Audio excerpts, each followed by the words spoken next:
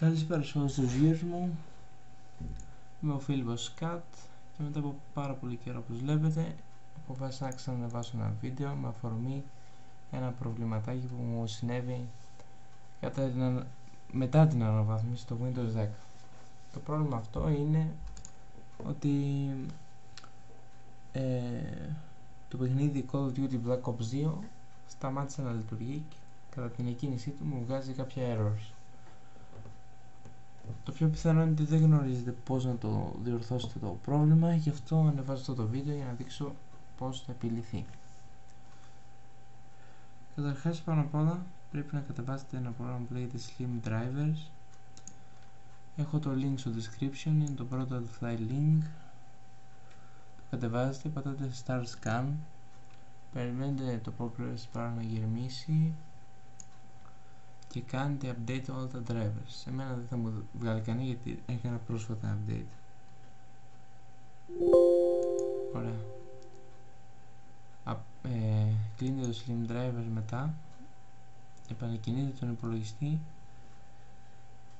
πηγαίνετε στην τοποθεσία αυτός υπολογιστής, Local Disk, κατεβαίνετε κάτω εδώ πολύ αρχεία εφαρμογών 86, Steam Apps, Steam, Play Steam,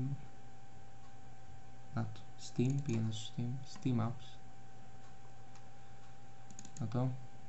Common, Call of Duty Black Ops 2. Αυτό είναι το multiplayer αρχείο. Σε αυτό συμβαίνει όλο το πρόβλημα και δεν ξεκινάει. Τέλος πάντων, αντί να το ξεκινήσετε με το συνηθισμένο τρόπο και να το ανοίγετε απλά, το τρέχετε με δικαιώματα διαχειριστή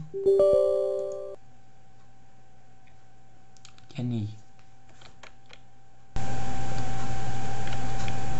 Στην κάμερα μου λογικά θα βλέπετε τίποτα, αλλά σε μένα δουλεύει. Σωστά.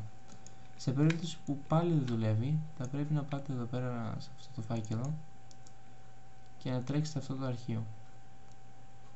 Ξανακάνετε μετά, αφού το τρέξετε επανεκκίνηση στον υπολογιστή, γυρνάτε εδώ και ξανατρέχετε με δικαιώματα διαχειριστή πάλι αυτό το αρχείο. Άμα πάλι δεν δουλέψει, τότε υπάρχει σοβαρό πρόβλημα και πρέπει να επανεγκαταστήσετε το παιχνίδι. Για να γίνει αυτό πρέπει να το σβήσετε και να το ξανακατεβάσετε. Πηγαίνετε στο Steam, σιγουρεύετε ότι είστε συνδεδεμένοι στο λογαριασμό σας, πάτε εδώ στο Library, Black Ops 2, δεξί-κλικ, Delete Local Content, πατάτε Delete, περιμένετε να τελειώσει και μετά το ξανακατεβάσετε.